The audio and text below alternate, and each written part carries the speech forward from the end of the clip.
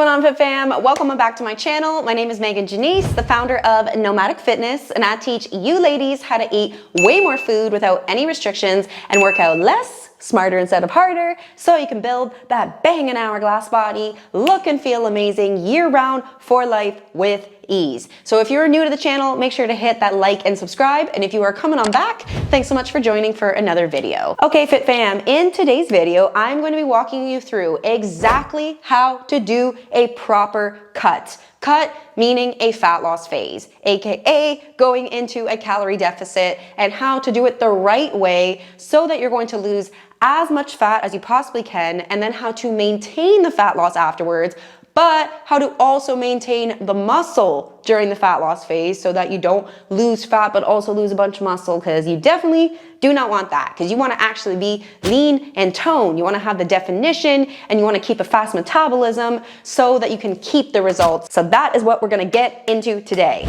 Okay, so the most important part of deciding to go into a fat loss phase is to ask yourself if you are actually ready for a fat loss phase. And unfortunately, a lot of people are not. And what makes you ready for a fat loss phase is that you are consistently eating at least 2,000 calories a day as a woman. And I mean consistently, not just one day on the weekend and then the rest of the week not eating that much. You need to be actually making sure that your body is adapted to burning 2,000 calories or more per day, because that's how much you're eating. So obviously, in order to know how much you're eating, you're gonna have to actually track how you currently eat and see how much is it. And it's also gonna be really helpful for you to see how much of it is protein, how much of it is carbs, and how much of it is fat, because the right amount of each of those three is also what's going to dictate how you look and feel. You need to be eating quite a lot of protein and carbs in order to actually get lean and toned, and you gotta still have enough fat, but if you're really eating a lot of fat, it's going to make sense why you maybe have more body fat than you want, because fat from food will convert to fat on your body the most easily of the three macros. So first you gotta find out how much you're actually eating,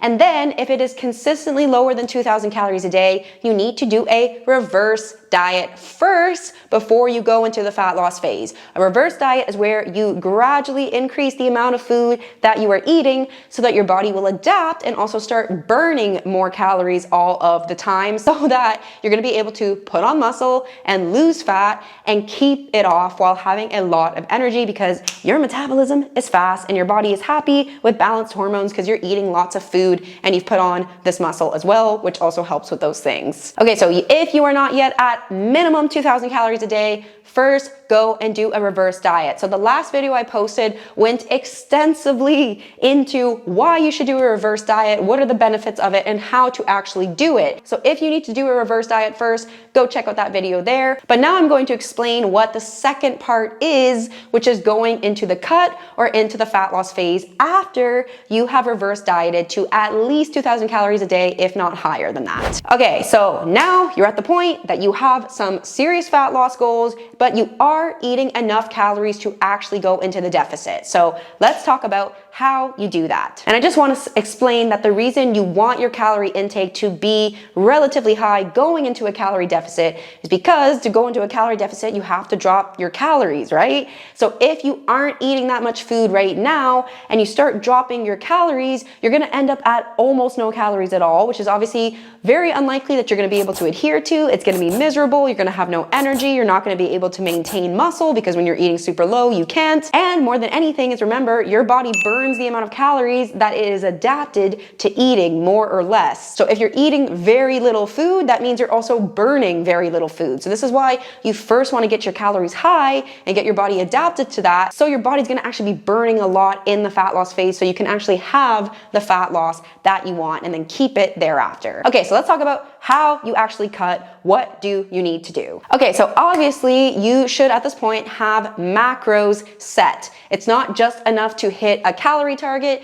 You need to spread those calories among the three macros, making sure you're getting enough protein, which as a woman should be somewhere between 120 to 150 grams a day. And the closer that can be to 1 gram per pound of body weight, the better you're gonna be. Then the next thing is however many calories you're eating, somewhere between 25 to 30% of that intake should go to fats, and then whatever is left over from your calories is going to go to carbs. So just to illustrate an example, let's say you actually are at the minimum that you need to be at, which is 2,000 calories a day. So let's say you are going to eat 150 grams of protein because you weigh more than 150 pounds. So you want to be close to the amount that you actually weigh. So what you're going to do is take 150, that is the grams of protein. You're going to multiply it by 4 because every gram of protein is equivalent to 4 calories. And that's going to give you 600 calories going to protein. Okay, so write that down because you're going to need it in a second. And the second thing to set is your fat intake. So that can be anywhere between 25 to 30%. It really comes down to how much you like eating fats, but most people do prefer having a little bit of a higher fat intake. So I'll usually set my clients around 30%, especially when their calories aren't super high. So you would take 2,000 and then you would multiply that by 0.3, and that's going to give you what 30% is. So that's 600 calories that are supposed to go to fat. Every gram of fat is equivalent to 9 calories. So we're going to take the 600 calories divided by 9. That gives us 66.66. So you can just round that to 66. Okay, so 66 times 9 is 594 calories. And then 150 times 4 for the protein is 600. So 594 calories from fats plus 600 calories from protein added together is 1,194 calories total between fats and protein. So since your total calories for the day is 2,000, you're going to take 2,000 and subtract 1,194, and that means you have 806 calories left, and those all go to carbs. So every gram of carb is also 4 calories like protein, so 806 divided by 4 gives us 201.5. So again, you can just round that, let's say 202. So those are your macros: 150 grams of protein, 66 grams of fat, and 202 grams of carbs. You could round that a little bit. I probably would if I was coaching clients. I like things to be to the 5 grams, so you could say 200 grams of carbs, 65 grams of fat. Okay, so those are your macros. So as I explained in the reverse dieting video, obviously you need to actually be hitting your macros. It's not enough to just say like, these are my macros, but you're not actually consistently hitting them, because the whole point is you have to know how much food your body is adapted to eating. So you have to be consistent with how much you are eating. And then you have to see how your body is reacting to the amount of food that you're eating, because that is the only way you are going to be able to move in a certain direction to get closer to where you want to be with your body goals.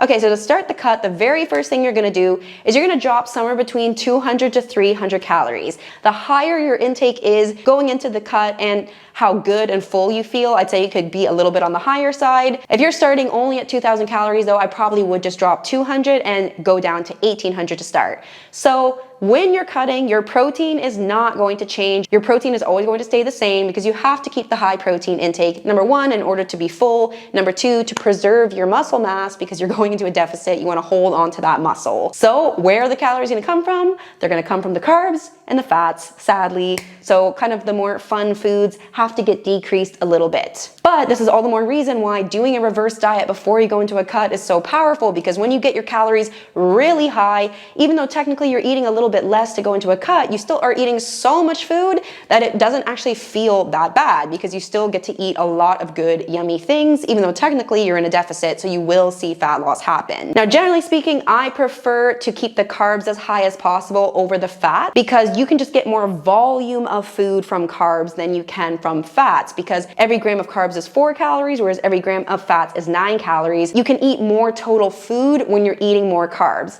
That, and then also remember that carbs is the primary source of fuel for your training. And you gotta still be lifting weights, you still gotta be working on your muscle even while you're cutting. So it's really good to try to keep your carbs as high as you can, because that's what's gonna give you the energy to still do good quality workouts, which is going to have an impact on the results you see in your fat loss. Okay, so the first thing is dropping the calories somewhere between 200 to 300 from carbs and fats. The next thing you're gonna do is add in cardio. I know it sucks, but cardio is obviously a tool that we need to use to help push the fat loss along. Really important. When I say cardio, I mean low intensity, steady state. So essentially this should be a cardio that is just a little bit more challenging than walking. Some people call this a zone 2 cardio. If you have a watch, you can pay attention to this by picking something that's gonna have your heart rate between 130 to 150 beats per minute, somewhere in there, where it is a little bit more challenging than actually just walking at a steady pace, but it's not so hard that you're absolutely panting and can't speak. The reason why you don't want to do hard cardio, aka HIIT, high intensity interval training. You don't want to do that because it is too demanding for your body. It takes a lot of energy and a lot of stress on your body to do something that is so difficult. So that is going to require a lot of recovery time. And since you're in a deficit, this is not the time to be asking your body for a lot of recovery because you're literally in a deficit of food. You don't have that much energy coming in. So if you're making your body do something really taxing, you're not giving it a whole lot of fuel to recover with. So that's why we keep it chill to help accelerate the fat loss, but not get crazy with stressing out our body. Okay, so you're gonna do 2 sessions of 30 minutes of cardio each. So that would be 1 hour total of cardio to start your fat loss phase. So the 2 types of cardio I prefer my clients to do is definitely number 1, the Stairmaster is my number 1 choice, especially when they're in a fat loss phase, because you will get a little bit more bang for your buck in the amount of calories that you can burn on the Stairmaster. But if they don't have access to that or they just can't do it for some reason, then the other option is incline treadmill walking. So you would set the incline on the treadmill at about an 8, maybe a little bit higher. You walk somewhere around 3 miles per hour or 5 kilometers an hour. And because it's at an incline like that, even though it's obviously not challenging, you don't have to run, you don't have to put the pressure on your joints, but it's at an incline, so you're still gonna be getting your heart rate up. So choose either one of those. If you can do the Stairmaster, it's gonna be a little bit better, but it's not a huge deal if you have to do something else. The reason that I don't recommend my clients to do something like the bike or the elliptical or the rower is because you are the one in control of the speed. So that makes it very easy for you to, without even noticing, either to slow down a little bit if you're getting tired, versus if you're on the Stairmaster or the treadmill, you are forced to maintain the pace because the machine is what is dictating the pace. So that's why I prefer that you do that type of equipment. But if there's no other option for you other than to do cycling or to even go outside for a jog, then it's okay, you can do that. Okay, so just as you did with your reverse diet, you must be keeping very close attention to the data as you go throughout your fat loss phase, okay? It is so important because you can't just randomly guess and like, I didn't lose any weight this week. Well, I didn't really track my food. Okay, well, maybe I should just cut a bunch of calories. No, you have to make decisions that are educated based on the data. So this is why you gotta be keeping track of what you're doing. Definitely hitting your macros plus or minus 5 grams, 6 days out of the week. The 7th day, you do get your 1 free meal. And then outside of that, the other things you need to be keeping track of is daily weigh-ins. So weighing yourself very first thing in the morning on an empty stomach after using the bathroom and naked if you can, or if you can't be naked, at least always trying to be in the same amount of clothing so that there's not gonna be any changes with the weigh-in because of that. So keeping track of your weigh-ins, and keep in mind that you're not paying attention to 1 day's weigh-in, you're paying attention to the trend over time with the data, because that is telling you the progress that is happening with your body. Then the other thing you need to be doing is taking weekly progress photos. It's actually the most important thing that you should be doing, because obviously that is where you're gonna see the real changes that are happening. And trust me, a lot of the time you're gonna think there aren't any changes happening because day to day it's so gradual with your body. But when you take your photos and you put them side by side, you're gonna see there actually are changes happening. So this is also really rewarding for you to be able to see, like, oh yeah, my thighs are a little bit thinner, aren't they? Oh yeah, my stomach did get a little bit leaner, didn't it? So do yourself a favor, actually take photos and do good quality ones, meaning stand in front of a window like this, natural lighting on your body, or if you can't do that, some sort of light hitting your body. Try not to do it where it's like shadows on your body, because obviously then you can't really see what's going on. Also try to wear as little clothing as you can, because you want to be able to see your full body. If you're wearing shorts, that means you're going to be missing a lot of body fat and muscle gain that tends to go on women's butts. So try to really show your whole body as much as you can. So wear a bikini, ideally a thong so you can really see your butt, bra and skimpy bottoms, whatever it is. And try to always do your photos every week from the exact same lighting, angle, with the same outfit, and obviously you're going to do them at the same time as your weigh-in. So very first thing in the morning before eating or drinking anything, and after using the bathroom. Okay, so that is what you're keeping track of, and then every week you are going to reflect on what you did, how you felt, and then you're going to decide if you have to make any changes to your protocols.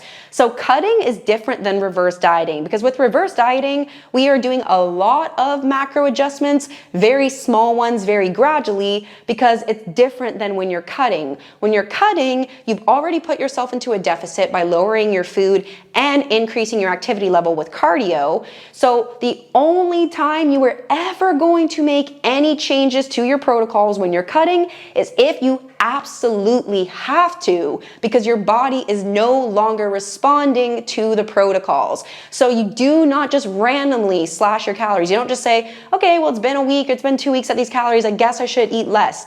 No, actually do it because you have to, because your body is not responding anymore. How are you gonna know your body's not responding anymore? Well, generally speaking, since you are in a calorie deficit, you should be seeing a downward trend happening with the scale. Now again, obviously there's gonna be day-to-day fluctuations. This is why you pay attention to the trend, but it should be that more or less every week, you're seeing about 1 pound going down on the scale. Sometimes it's gonna be every 2 weeks, and this is also gonna depend on how much fat you have to lose. The more fat you have to lose, the more changes you're gonna see. The leaner you already are, the slower and more gradual this is gonna be. So overall, you should be seeing about 1 pound more or less trending downwards every 1 to 2 weeks. So if it's been 2 to 3 weeks and you haven't seen any downward movement in the scale, that is when you know you should make some changes. Of course, also pay attention to your photos, look at them every single week, because sometimes, especially earlier on in the deficit, you might not necessarily be seeing big changes in the scale, but you might be seeing that you are physically getting leaner, and that's just because sometimes your body's gonna hold on to a little bit of water before it gets rid of it and actually having that drop happen on the scale. So sometimes just be a little bit patient. If you see, okay, it looks like I'm leaning out in my photos, don't rush to make any changes to your protocols. But I'd say if it's been 3 weeks and you haven't seen that drop in the scale, that is when it is time to make a change.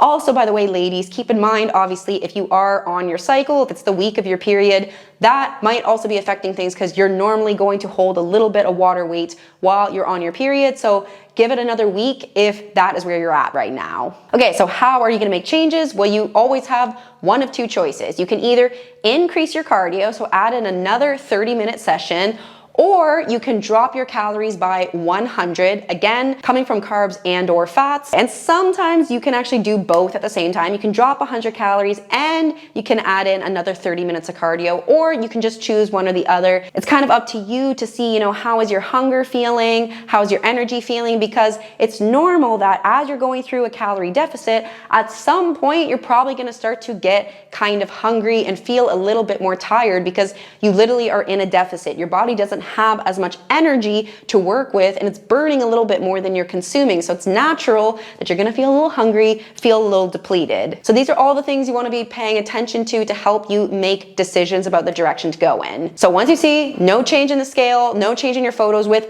perfect adherence, obviously if you're not adhering to your macros or your workouts, then yeah, that's the first thing you need to fix. And obviously you need to ask yourself too, are you getting good quality sleep? How is your stress? Because if you are not sleeping well, if you are crazy stressed, those things are also going to cause water retention and not have the scale drop. So you obviously have to be really taking care of yourself all around to see the progress that you want. So how long should a deficit last? It should last somewhere between 4 to 6 months. And that's gonna come down to how much fat you have to lose, how you're feeling in the deficit, and just kind of how much you wanna push it. So I think it's good to just try to ride it out as long as you can and really try to get off as much fat as you can, because once you exit the cut, you're not gonna wanna cut again for a very, very long time. So try to max it out as much as you can. And like I said, use the refeeds or the diet break to help push you along once you're getting to that point that you're feeling very, very taxed from the cutting. So that way you can just get the max amount of results possible in the cut itself. So once you're hitting